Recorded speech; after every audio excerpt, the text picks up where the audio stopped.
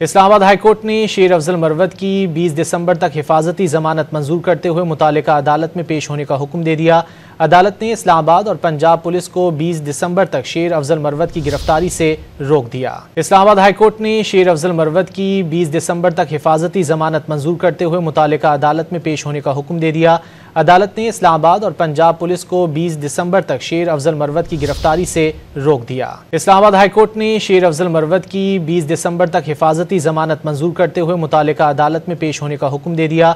अदालत ने इस्लामाबाद और पंजाब पुलिस को 20 दिसंबर तक शेर अफजल मरवत की गिरफ्तारी से रोक दिया। इस्लामाबाद हाईकोर्ट ने शेर अफजल मरवत की 20 दिसंबर तक हिफाजती जमानत मंजूर करते हुए मुतालिका अदालत में पेश होने का हुक्म दे दिया। अदालत ने इस्लामाबाद और पंजाब पुलिस को 20 दिसंबर तक शेर अफजल मरवत की गिरफ्तारी से रोक दिया।